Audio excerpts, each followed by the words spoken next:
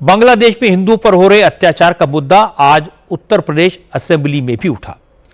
योगी आदित्यनाथ ने विधानसभा में दीपू चंदास की हत्या की बात की। कहा कि समाजवादी और कांग्रेस के लोग गजा पट्टी के हालात पर तो आंसू बहाते हैं, लेकिन बांग्लादेश में हिंदुओं की हत्या पर चुप्पी साध लेते हैं। योगी आदित्यनाथ ने कहा कि विपक्ष के लोग गजा के मुद्दे पर कैंडल मार्च निकालते हैं, लेकिन बांग्लादेशी हिंदुओं का दर्द उन्हें दिखाई नहीं देता। ये दोहरा रवैया, ये तुष्टीकरण की राजनीति अब देश के लोग सहन नहीं करेंगे। योगी ने कहा कि जो बांग्लादेशी और रोहिंग्या घुसपैठिए यूपी में हैं, उन सब के खिलाफ एक्शन होगा। एक एक घुसपैठियों को बाहर निकाला जाएगा। देखो, बांग्लादेश में एक दलित नौजवान को कैसे जला दिया गया।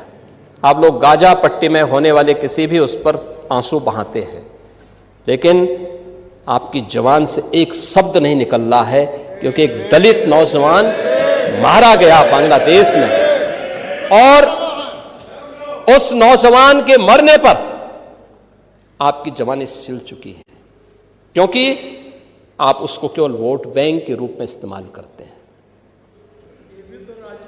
ये राजनीति नहीं है पांडे जी, ये राजनीति नहीं है, ये वो सच्चाई है जो आपकी तुष्टीकरण की नीति है, जिसके कारण बांग्लादेश बना है। अगर बांग्लादेश पाकिस्तान नहीं बना होता, इस तरीके से हिंदू नहीं जलाया होता, और जलाता तो फिर उसकी क्या दुर्गति होती या वह भी जानता। ये सुरक्षा की गारंटी, वहां मारे जा रहे हैं हिंदू, आप लोग नहीं बोलेंगे। एक कैंडल मार्च निकाल के चलते हैं गांजा के मुद्दे को लेकर के,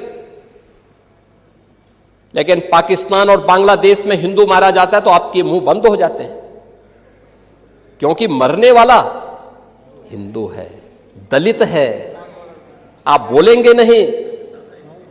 और यही सच्चाई है।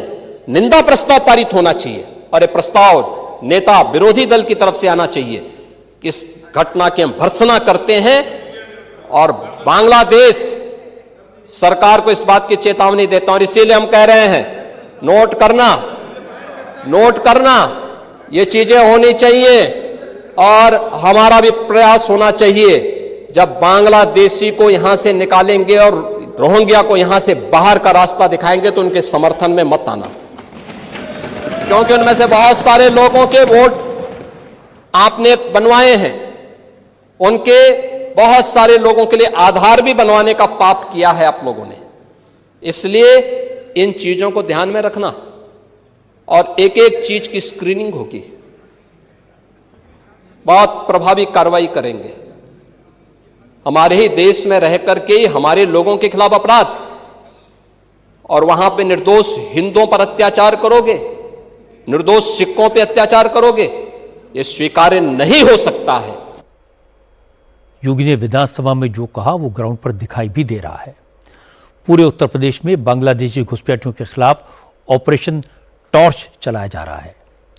पुलिस खास तौर पर उन बस्तियों में जाकर लोगों के दस्तावेज चेक कर रही है जिनमें दूसरे राज्यों से आए हुए लोग बड़ी संख्या में रहते हैं। लखनऊ से लेकर गाजियाबाद, वाराणसी और कानपुर तक तमाम शहरों में घुसपैठियों की तलाश की जा रही है। हर मंडल में एक डिटेंशन सेंटर बनाया जा रहा है, जिसमें अवैध घुसपैठियों को रखा जाएगा। इसमें बनवा लिया, पासपोर्ट तक बनवा लिया जी, गए जा ही नहीं पाए। तो बिहार से कमाए थे यहाँ? बिहार से तो काफी साल हो गया है। कितने साल? जब पैदा हुए थे तो यहाँ आके काम कर रहे थे, फिर बड़े हुए कमा के घर गए। कौन सी वाली जोगी है? ये वाली। ये बांग्लादेश के तो नहीं हो? नहीं सर, झूठ मोल मशीन पकड़ने वाली मशीन लगाओ भाई इनकी पीठ पे। हाँ तो उधर को दिखाओ, उधर को मशीन लगाओ इनकी पीठ पे। बोलो कहाँ के? बिहार के।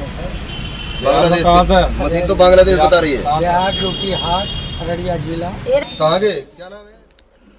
वाराणसी में भी इसी तरह का अभियान चलाया जा रहा है। पुलिस अफसरों ने बताया कि प्रदेश में घुसपैठियों की पहचान की जा रही है। ये अब तक का सबसे बड़ा ऑपरेशन है। अब तक इस अभियान के तहत वाराणसी में 500 से ज्यादा संदिग्धों की पहचान की गई है। तो पिताजी आपके बढ़िया हो गए? कब से यहाँ पे हो? हमारा पैदाइश अरे 30-35 बरस हो गया। हमारा यहीं पैदाइश हुआ। यहाँ कुछ आधार को डॉक्यूमेंट है तुम्हारे पास? क्या है दिखाओ। हमारी संवाददाता रुचि कुमार ने बताया कि लखनऊ के अलावा कानपुर में रात के अंधेरे में ऑपरेशन टॉर्च चलाया गया है। कानपुर के कल्याणपुर सर्किल में ऑपरेशन टॉर्च के दौरान झुग्गी झोपड़ियों की तलाशी ली गई। झुग्गियों में बसे लोगों के डॉक्यूमेंट्स चेक किए गए। क्या करते हैं?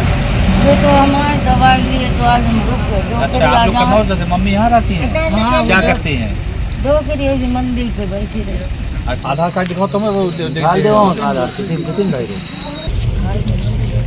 कहाँ के रहने वाले हैं ये? जितेंद्र पिताजी क्या नाम है? रमेश। रमेश, ठीक है। कहाँ के रहने वाले हो? कानपुर देहात। ठीक है। क्या करते हैं यहाँ पे? यहाँ पे लेबर करते हैं, होल्डिंग जाते हैं और कुछ नहीं। कबाड़ रख लो। 70 में आए थे और यहाँ पे गवर्नमेंट ने हमको आधार कार्ड 5 बीघा जमीन और रहने के लिए प्लॉट दिया और 70 में। सबको पता है कि हमारे देश में लाखों बांग्लादेशी कई साल से गैर कानूनी तरीके से रहते आए हैं। वो देश के रिसोर्सेज का इस्तेमाल करके भारत के नागरिकों का हक मारते हैं, लेकिन कभी किसने इसकी परवाह नहीं की। अब पहली बार डिसाइसिव एक्शन हो रहा है और बांग्लादेशी घुसपैठियों और रोहिंग्या को वापस उनके मुल्कों में भेजा जा रहा है। इस अभियान का असर कुछ साल बाद दिखाई देगा। यूपी में एक तरफ घुसपैठियों की पहचान करके उन्हें डिटेंशन सेंटर में भेजने की तैयारी की जा रही है और दूसरी तरफ गुंडे, माफिया और दंगों में शामिल लोगों के खिलाफ भी लगातार एक्शन हो रहा है। आज बरेली में हिंसा के आरोपी तौकी रजा के करीबी वाजिद बेग के मैरिज हॉल पर बुलडोजर चल गया। वाजिद बेग समाजवादी पार्टी का पूर्व पार्षद है। 26 सितंबर को बरेली में हुई हिंसा के सभी 12 मुकदमों में वाजिद बेग आरोपी है। वो अभी तक पुलिस की गिरफ्त से बाहर है, फरार है।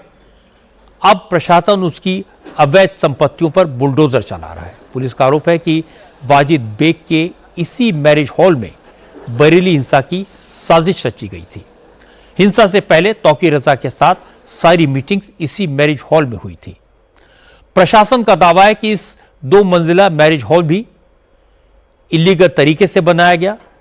इसका न लेआउट पास कराया गया था और ना ही इसका नक्शा मंजूर हुआ था। इसीलिए आज इस मैरिज हॉल पर बुलडोजर चल गया। क्योंकि समाजवादी पार्टी के नेता बार बार बुलडोजर एक्शन का विरोध कर रहे हैं, आज विधानसभा में योगी आदित्यनाथ ने कहा कि समाजवादी पार्टी के लोग कितना भी शोर मचा लें, लेकिन गुंडों और माफिया की संपत्ति पर बुलडोजर चलता रहेगा।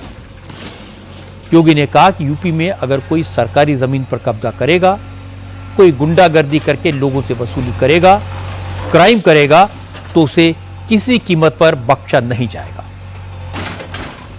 मैं आपको इस बात के लिए आश्वस्त करता हूं, कब्जा कोई भी करेगा किसी भी स्मारक पर, किसी भी पौराणिक स्थल पर, वो कोई भी होगा, उसको छोड़ूंगा तो नहीं। आपके जिले में भी कुछ लोग कब्जा करना चाहते हैं। देखिए, अवैध अतिक्रमण जो भी करेगा वह तो हटना चाहिए। देखो, एक सरकारी जमीन, सरकारी भूमि गरीब के लिए होनी चाहिए। देखिए, मुझे अफसोस हो रहा था जब यहां पे ग्रामीण अभिलेख से जुड़े हुए एक बिल को प्रस्तुत किया गया, समाजवादी पार्टी ने उसका विरोध किया। अगर उस आबादी की लैंड पर या किसी सरकारी लैंड पर कोई माफिया कब्जा करके जबरदस्ती उसको मॉल बना करके या कोई वसूली का अड्डा बना करके उसके माध्यम से अनैतिक और अवैध गतिविधियों का संचालन करके कोई छांगुर जैसा व्यक्ति वहां पे अनैतिक गतिविधियों का संचालन करेगा, तो उसमें बुलडोजर भी चलेगा, उसको भी कोई रोक नहीं सकता। और इसलिए सुरक्षा का यह वातावरण हर व्यक्ति के लिए आवश्यक है। एक जमाना था जब उत्तर प्रदेश में सरकारी जमीनों पर कब्जा आम बात थी। जिसका भी बस चलता था वो कब्जा करके अपने महल खड़े कर लेता था, दुकानें बना लेता था। लेकिन अब वक्त बदल गया है, सरकारी जमीनों को खाली कराया जा रहा है। और अच्छी बात है कि गुंडों और माफिया से खाली कराई गई जमीन पर गरीबों के लिए घर बनाए जा रहे हैं। योगी आदित्यनाथ ने कहा कि सरकार का मैसेज क्लियर है, माफिया कोई भी हो, कितना भी बड़ा हो, किसी भी पार्टी से संबंध रखता हो, यूपी में उसकी खैर नहीं। और यह बात नकल माफिया पर भी लागू होती है। असल में योगी आदित्यनाथ ने यूपी में शिक्षा सेवा चयन आयोग का अध्यक्ष यूपी के रिटायर हुए डीजीपी प्रशांत कुमार को बना दिया है। इस पर विपक्ष के नेताओं ने सवाल उठाए थे। इसीलिए आज योगी ने बताया कि उन्होंने प्रशांत कुमार को शिक्षा सेवा चयन आयोग का अध्यक्ष क्यों बनाया। आज उत्तर प्रदेश का नौजवान नौकरी प्राप्त कर रहा है। क्या शिक्षा में, क्या उत्तर प्रदेश लोक सेवा आयोग में, क्या अधीनस्थ सेवा चयन आयोग में, क्या पुलिस भर्ती बोर्ड में, और भर्ती की इस प्रक्रिया को ही पारदर्शी बनाने के लिए हम लोगों ने हर एक स्तर पर उस प्रकार के तंत्र को विकसित किया है। और इसीलिए शिक्षा आयोग में भी उत्तर प्रदेश के रिटायर्ड डीजीपी को बिठाया है कि जैसे माफिया की कमर तोड़ी गई है, नकल माफिया की कमर को भी वहां बैठ करके ऐसे तोड़ना है।